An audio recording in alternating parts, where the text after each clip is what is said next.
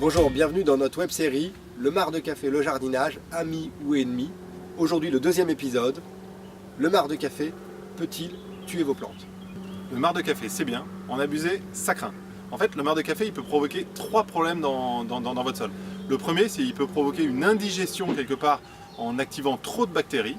Le deuxième, c'est qu'il peut étouffer vos plantes parce qu'il y aura trop d'eau. Et le troisième, c'est qu'il y a des actions inhibitrices, c'est-à-dire qu'il peut gêner certaines plantes dans certaines conditions pour pousser.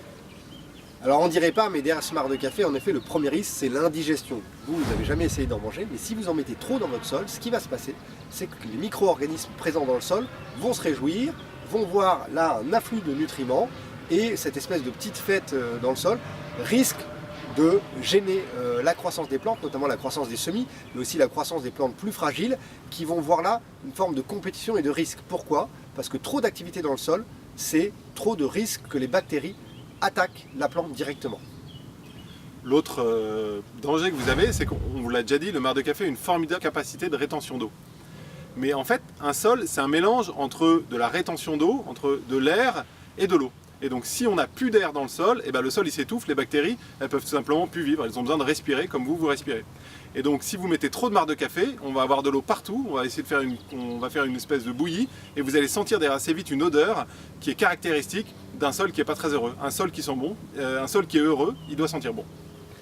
Troisième risque, le risque que le marc de café vienne gêner, freiner la croissance de vos plantes. Pourquoi?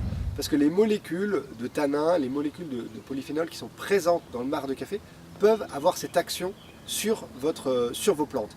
Alors, l'avantage de tout ça, c'est que si ça peut gêner la croissance de vos plantes, ça peut aussi gêner la croissance de toutes les mauvaises herbes sur lesquelles vous voudriez lutter. Donc, à doser à bon escient. Et c'est là où vous comprenez enfin pourquoi est-ce qu'on dit qu'on met du marc de café sur les rosiers. Parce que le rosier c'est une plante rustique et donc il ne va pas trop avoir peur des grandes activités bactériennes qui peuvent être apportées par le marc de café. Et elle va surtout en profiter, elle, pour quelque part faire le ménage. Et donc elle va être heureuse parce qu'elle va être profondément dans le sol, capable d'assimiler les bons côtés du marc de café sans être gênée par toute cette prolifération et par tous ces tanins. Alors voilà, on vous a dit comment le marc de café pouvait tuer vos plantes. Aujourd'hui c'était un peu Hitchcock dans votre jardin. On se voit sur la prochaine vidéo pour vous expliquer en quoi le marc de café peut heureusement sauver et accompagner vos cultures et votre jardinage. Merci. A tout de suite.